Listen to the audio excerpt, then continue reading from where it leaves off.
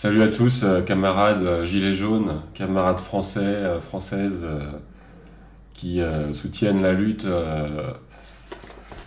actuelle pour le retour à la vraie démocratie, ou plutôt je ne devrais pas parler de retour, je devrais dire l'avènement de la vraie démocratie.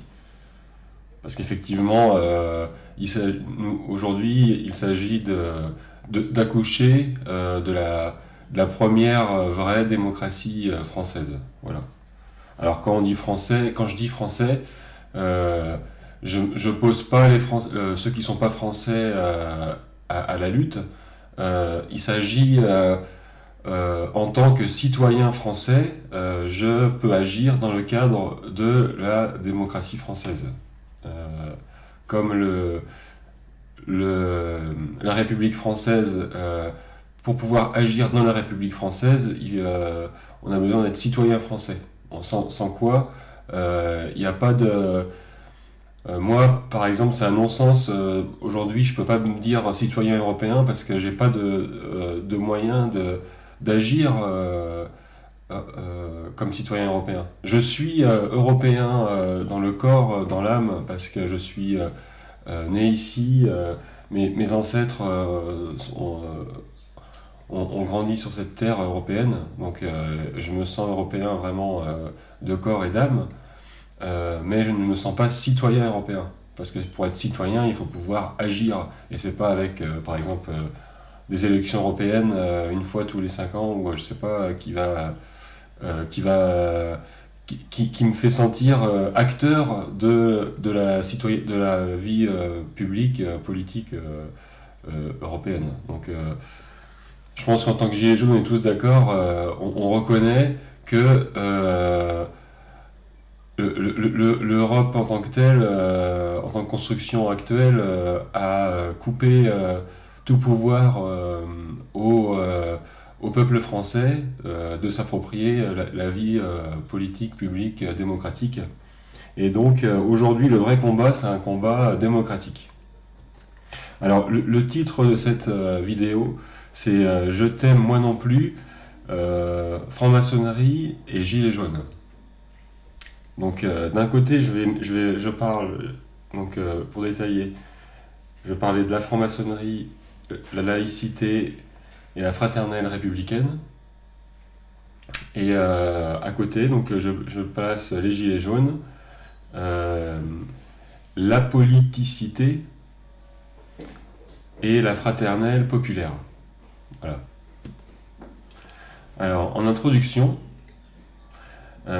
sentiment populaire anti-maçon, anti-franc-maçon. Donc sentiment anti-franc-maçon parmi la population française.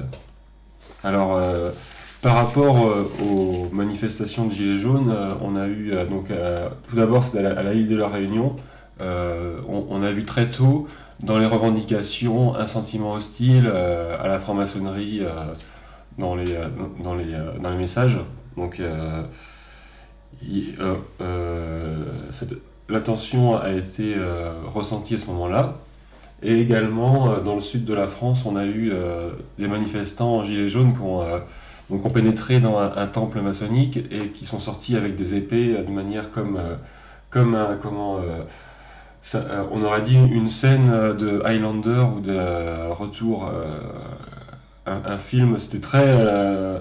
on aurait pu en faire un film tellement... je pense qu'il y a vraiment de matière à faire un film là-dessus parce que c'est un geste, symboliquement, c'est hyper fort, quoi. C'est hyper fort. Et les épées ont été laissées devant la banque. Donc on voit la désignation de la banque. On parle d'épées de Damoclès. Là, on a les épées de Damoclès qui sont devant la banque. Voilà. Donc ça, c'est l'État. Comment c'est très symbolique tout ça, mais ça veut dire beaucoup de choses. C'est très fort. Hein. C'est très fort ce qu'il y a là. Mais donc, on va aussi voir que la franc-maçonnerie, l'anti-franc-maçonnerie est une très implantée dans les croyances catholiques. Donc il y a beaucoup de fervents défenseurs de la religion catholique qui sont farouchement anti-francs-maçons Et il y a aussi donc tout un espèce d'inconscient collectif anti-franc-maçon qu'on peut sentir, qui est très fort. Et peut-être moins dans d'autres pays, mais aussi la France est quand même un berceau de la franc-maçonnerie, donc c'est aussi normal qu'en France on réagisse un peu peut-être différemment sur ce sujet. En tout cas, c'est un sujet qui est très méconnu, et donc la plupart des gens qui en parlent, ils y connaissent absolument rien. Donc c'est très... on part vite dans des trucs, des espèces de psychoses. Ah oui, mais machin, il est un franc-maçon et tout. Voilà. Donc vite, ça part vite à du n'importe quoi. Voilà. Donc première partie, origine, franc-maçonnerie opérative. Donc on va pas parler de toute la franc-maçonnerie parce que on pourrait faire des heures et moi j'ai pas non plus la connaissance là-dessus. Mais je parle rapidement de la franc-maçonnerie opérative. Qui a été utilisée donc, comme une courroie de transmission de savoir caché, savoir occulte, de symbolisme, de symbolisme donc, ancien, et tout un savoir qui était interdit par l'Église. Donc on ne pouvait pas transmettre ces savoirs, sinon on serait hérétique, et donc la franc-maçonnerie a été là pour transporter à travers les siècles, les âges, plein de savoirs cachés. Également, je pourrais dire que c'est une courroie de transmission de sciences, d'enseignement, de savoir, depuis longtemps. Une organisation opérative, comme un organe qui s'organise dans des sciences pour faire de la construction, de l'architecture, il y a beaucoup de sciences qui nécessitent des savoirs très pointus, et quand on construit des cathédrales, quand on construit des monuments qui sont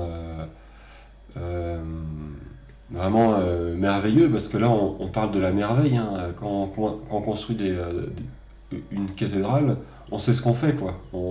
Chaque angle sur la pierre, elle a son importance, et on n'est pas on est dans une forme poussée de l'intelligence humaine.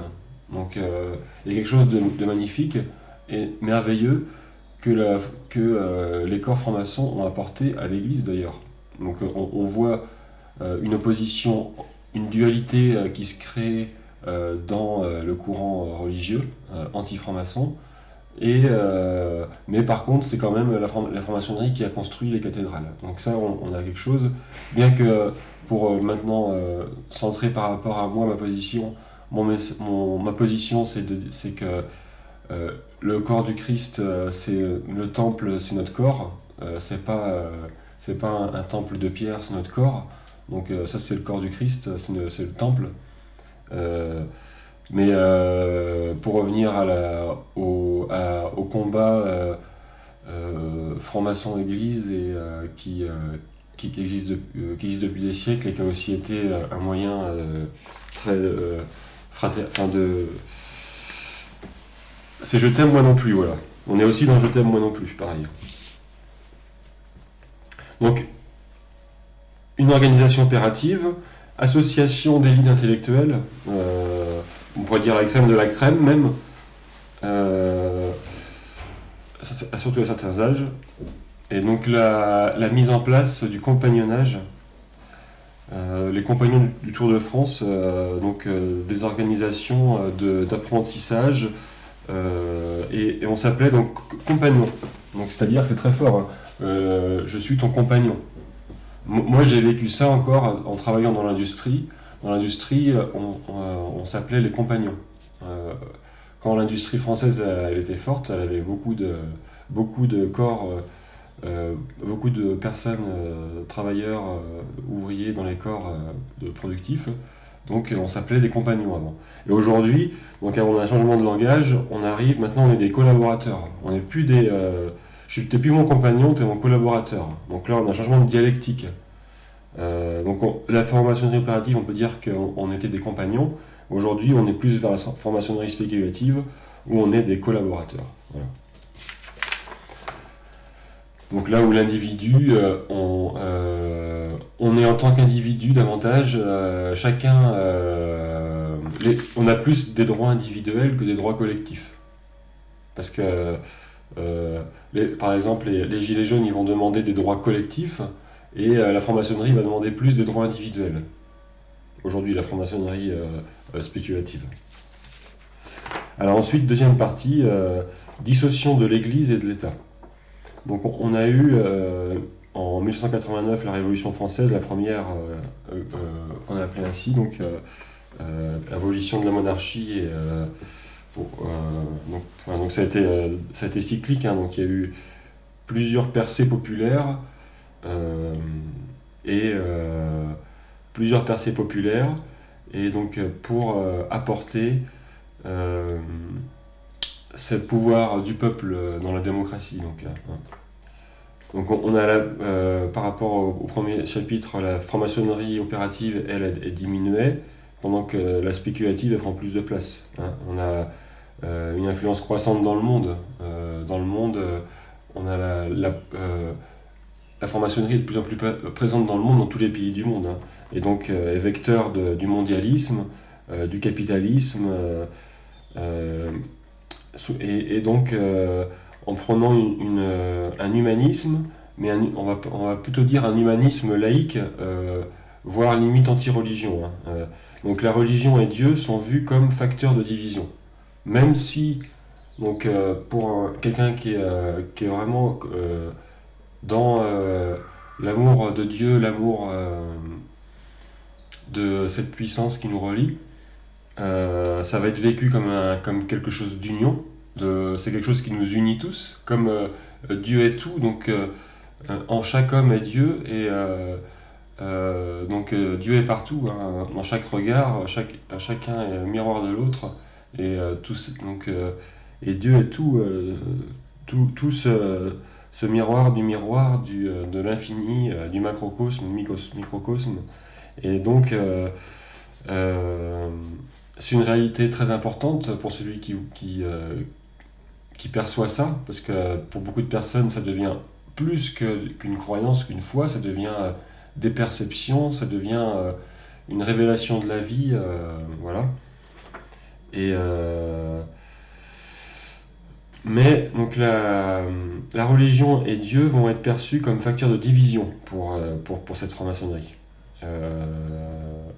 Donc ces sujets seront écartés, sortis de la vue publique et politique. Donc on va passer sur la laïcité. La laïcité, donc voilà, ça veut dire Dieu, la religion, c'est plus dans le champ politique que dans le champ public. C'est quelque chose qu'il faudra même pas prendre en compte d'un point de vue scientifique, c'est-à-dire que on va même pas forcément pousser les chercheurs à explorer ce domaine, que toutes les communautés, les communautés du monde approchent d'une manière plus ou moins différente, mais approchent. Et nous, en tant qu'Européens, avec notre science, notre savoir, ce qu'on a appris ici au niveau scientifique, on pourrait explorer cette voie et se demander, donc faire vraiment quelque chose, essayer de comprendre tous ces messages qui sont apportés par les prophètes. Et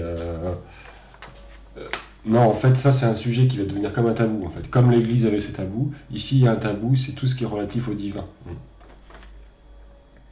Alors ça va déboucher à l'Assemblée nationale, qui prendra vraiment son pouvoir en 1946. Donc il y a eu des épisodes, 1789, 1848, la troisième révolution, 1848, 20 ans avant la troisième révolution française, mais surtout 1946, qui est installé depuis 1946 l'Assemblée nationale républicaine aujourd'hui. Donc c'est pas très très vieux non plus dans l'histoire française. Hein. Voilà, donc 1946. Troisième partie, on va parler des associations populaires, les vraies associations populaires. Donc Je ne vais pas non plus trop approfondir ce sujet, mais pour moi, la première association populaire digne de ce nom, il s'agit de l'Union nationale des syndicats agricoles, qui a vu le jour en 1968, suite à la Troisième Révolution française. Donc l'Union nationale des syndicats agricoles, c'est une poussée populaire, une revendication qui vient vraiment du peuple des campagnes pour dire nous on va être pris en compte, on ne peut pas payer des taxes nous aussi on galère. Donc ça a poussé les gens à se soulever et à demander plus de démocratie. Donc les syndicats agricoles ont vu le jour de manière plus en plus forte. Et donc en 1868, troisième révolution française, 500 morts à Paris, est créée la Société des agriculteurs de France, par des notables d'inspiration catholique. Donc là, on voit que la première association populaire, elle a été créée par des notables d'inspiration catholique. Notables, certainement francs-maçons, je sais pas, mais certainement catholiques. Donc c'est une élite qui a... là, on retrouve certainement qu'il y a tous les courants. C'est-à-dire que les gens qui ont créé ça, ils ont été influencés par tous les courants. Par l'Église, par la franc-maçonnerie, et aussi pour le peuple, parce que quand on en est à créer les syndicats agricoles, c'est vraiment c'est le nerf de la guerre. Là, c'est l'alimentation. C'est ce qui permet à chacun de vivre. Pendant des siècles, on a eu une France agricole, paysanne. Et aujourd'hui, la France paysanne, elle est à bout de souffle. Elle est en train de crever parce qu'elle ne peut plus vivre à la manière dont elle a toujours vécu. Elle ne peut plus devenir... donc dans le monde de l'entreprise, soit on est excédentaire et donc l'entreprise peut continuer, ou soit on est en déficit et là donc on peut pas vivre pendant longtemps dans cette situation. Au bout d'un moment, l'entreprise elle ferme. Donc quand c'est une exploitation agricole, on a peut-être encore des emprunts, quand on a une famille à nourrir, qu'on a des bêtes, tout ça, et on fait ça depuis des générations, ça prend dans les sangs, dans les tripes, et qu'il va falloir fermer parce qu'à cause des nouvelles normes, machin, on ne peut pas suivre. Les syndicats agricoles étaient là pour défendre ces gens-là. Aujourd'hui, ça s'est effrité, mais on peut dire qu'en 1868, il y a eu déjà quelque chose de fort à ce niveau-là, une association populaire. Alors, on voit que tout a pu fleurir grâce aussi à différents courants qui s'unissent. Donc ici, la franc-maçonnerie, elle est active dans le processus. Et Paris est vraiment le centre principal des révolutions françaises jusqu'à ces périodes-là. Tout passe par Paris. Donc en plus, au niveau technologie, on est au papier, donc là, on va rester... tout se passe à Paris, quoi, quasiment. Le centre, c'est le centre intellectuel, c'est le centre nerveux, névralgique, tout est à Paris, là. Alors, mais bon, cette troisième révolution française est étouffée quand même par un bain de sang, 500 morts, donc on peut dire que les vraies demandes populaires, elles n'ont pas forcément abouti. Paris, il y a eu des gagnants de la Révolution, et après ils vont utiliser les gardes armés pour tirer dans la foule, pour stopper les opposants qui disent mais non c'est pas assez, nous on veut plus, c'est pas ça qu'on voulait quoi. On voulait pas que ça, ou c'est pas ça qu'on voulait, tu vois. Un peu comme nous on a eu avec le grand débat, voilà, vous avez eu ça, c'est bon, hop c'est fini, ça peut être un peu ça, tu vois. Alors, et maintenant, il aura fallu attendre 2018-2019 pour voir la première Assemblée des Assemblées, la nouvelle représentativité populaire française. Alors, donc là, une qui s'est tenue à Saint-Nazaire il y a quelques jours. Donc ça, c'est extraordinaire, c'est quelque chose de grandiose, parce que le peuple est en train de créer sa propre constitution, sa propre... indépendamment de la République franc-maçonne. Donc ça c'est quelque chose qui est fort quand même. Donc on a 1868, 100 ans plus tard on a 1968, et 50 ans plus tard on a 2018, donc 2018-2019. Et là, on a vraiment une assemblée des assemblées qui est en train de se créer et un nouveau système nerveux qui est en train de voir le jour, beaucoup plus proche, beaucoup plus local. Donc, ça a commencé avec les ronds-points et c'est des vrais centres névralgiques, c'est des vraies intelligences locales qui sont créés et comme des nœuds, comme des réseaux, ils sont en train de se mettre en forme et là ça va faire quelque chose de très fort. Ils sont très bien conscients que c'est pas du jour au lendemain que ça se fait et donc la démocratie populaire avance, voilà. Qui sera différente de la démocratie républicaine. Donc le peuple pousse depuis 1789 pour être intégré dans la vie publique et les droits politiques. Et les choix politiques, pardon. Leurs vraies revendications finissent étouffées. Gilets jaunes égale nouvelle révolution populaire, en dehors de la République, créée par la franc-maçonnerie. Pouvoir centralisé à Paris devient autodétermination locale et régionale. Avec les nouvelles technologies et l'informatique, on peut se passer de la centralisation qu'il y avait besoin avant à Paris. Avant, il y avait forcément besoin d'une centralisation à Paris. Maintenant, avec la technologie, on peut se passer de ça. C'est pour ça qu'on peut se passer facilement de l'Union européenne, parce que au niveau de l'organisation, on n'a pas besoin d'être intégré dans l'Union européenne. Ce qui compte, c'est les accords d'échanges commerciaux, les accords avec nos partenaires. On ne dit pas qu'on n'est pas européen, on est tous européens. On a juste besoin de s'auto-déterminer, d'auto-gérer. Donc, il y a trop de gaspillage dans la République démocratique, enfin la démocratie républicaine a engendré trop de gaspillage, de copinage, d'abus dans tout genre. Maintenant on dit stop, nous on est citoyens, avec la technologie et tout, on est capable de se prendre en charge et de créer la démocratie populaire. Voilà. Donc ensuite, quatrième chapitre, Gilets jaunes et Dieu ou le retour du roi. Donc on entend beaucoup de Gilets jaunes parler d'éveil de conscience, d'éveil de conscience politique, de conscience fraternelle entre les hommes, de conscience spirituelle aussi. On entend beaucoup de gens parler que ce mouvement, c'est aussi un éveil de conscience spirituelle. Donc on a vraiment le sentiment, quand on est dans cette voie, que les Gilets jaunes, ça devient un chemin initiatique.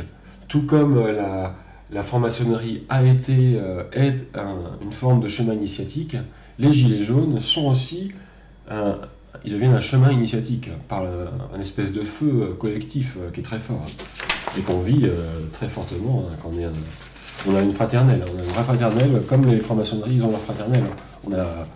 Et c'est le but, le franc-maçonnerie, donc c'est une fraternelle d'élite qui s'est mise en place naturellement. Et les Gilets jaunes sont une fraternelle populaire qui s'est mise en place naturellement aussi. Donc beaucoup de Gilets jaunes parlent de spiritualité sans rentrer dans le religieux. Ils apportent un humanisme universel, donc non laïcisé. C'est-à-dire que chacun peut porter ses signes religieux, parler de tous les sujets n'importe, on ne se rejette pas pour autant, on s'écoute.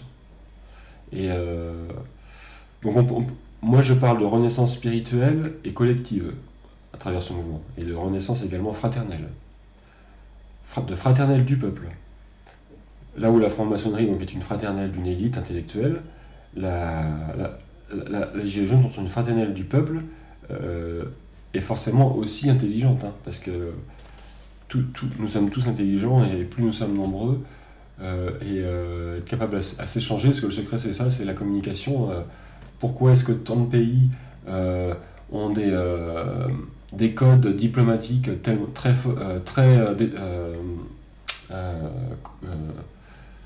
très figés, quoi. C'est une vraie science, la diplomatie. Donc, pourquoi est-ce que les pays ont développé la diplomatie à un tel art ? Eh bien, c'est parce que la communication permet à l'intelligence collective de progresser.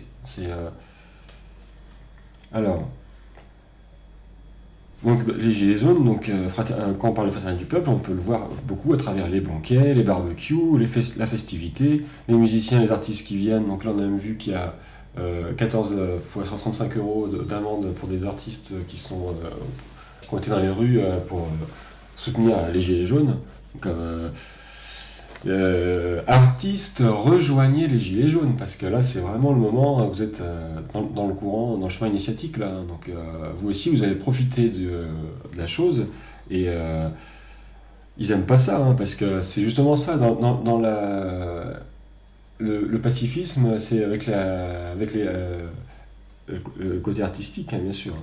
Donc on a un retour du folklore dans les rues, sous une forme spontanée, qui a été perdue par le tout mondialisé, l'uniformisé, le métropolisé. Donc on a eu la métropolisation de la France. Maintenant, avec les jaunes, on peut dire qu'on a presque la folklorisation de la France, tellement, on a un retour du folklore dans la rue. Donc c'est très fort, hein. Le folklore a été ringardisé à un point, et maintenant il revient en force et assumé, quoi. Donc c'est quelque chose...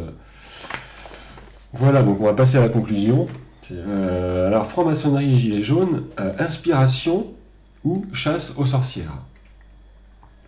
Donc, pour conclure, la franc-maçonnerie est née d'un vide. Elle a donc toute la place qu'elle mérite, car elle a pris sa place sur un vide. Elle était là car il y avait un vide, et elle a pris cette place, elle a pris ce vide, donc elle a toute sa place, quoi. Il n'y a pas à dire faut supprimer la franc-maçonnerie, machin. Non, elle est née comme toute création d'un vide. Donc le problème, il n'y a pas de problème en tant que tel qu'elle soit là, tu vois. Et ce qui est intéressant, c'est que les gilets jaunes, ils sont nés d'un vide également. Donc d'un vide de représentativité. Ils ont donc aussi toute leur place. Alors, mon message, donc, c'est que les Gilets jaunes, ils devraient s'inspirer du côté, tout ce qu'il y a de bon, en fait, chez les francs-maçons, dans leur expérience, dans leur siècle d'expérience, dans la puissance de certains symboles, donc, de symbolisme qu'ils vont transmettre. Donc, de garder le bon, quoi, et ce que vous aimez pas, vous laissez. Mais... je pense que c'est vaut mieux avoir cette attitude, cette approche, plutôt que de chercher à la diaboliser. Et finalement, en diabolisant la franc-maçonnerie, souvent derrière, on se pose en victime aussi. On va se poser en victime. On va se dire, ben voilà, si on en est là, c'est parce que eux, ils ont pris mon pouvoir. Mais en fait, non, c'est pas ça. C'est pas eux qui ont pris ton pouvoir. C'est toi qui as laissé ton pouvoir aux autres. Tu t'es dit, non, moi, je suis pas capable de changer les choses, je suis pas assez tout seul, je suis pas assez, je peux rien faire, machin.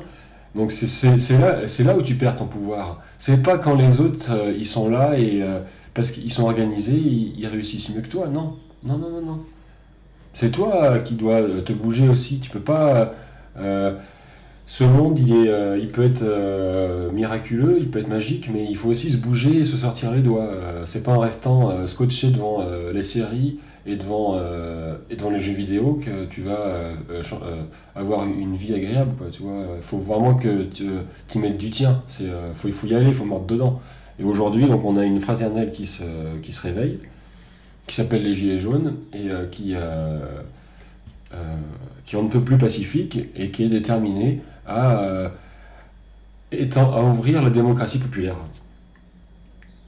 Donc, merci à l'Assemblée des Assemblées. On assiste à une vraie naissance de la représentativité citoyenne et populaire réelle. Donc, là, je crois que les Gilets jaunes, ils ont marqué un point fort, hein. Attention, ça rigole plus. Là, on sait que ça peut prendre le temps qu'il faut, mais on est déterminé, quoi. Là, on peut plus faire que comme s'il n'y avait pas, quoi. Allez, bon dimanche et à plus.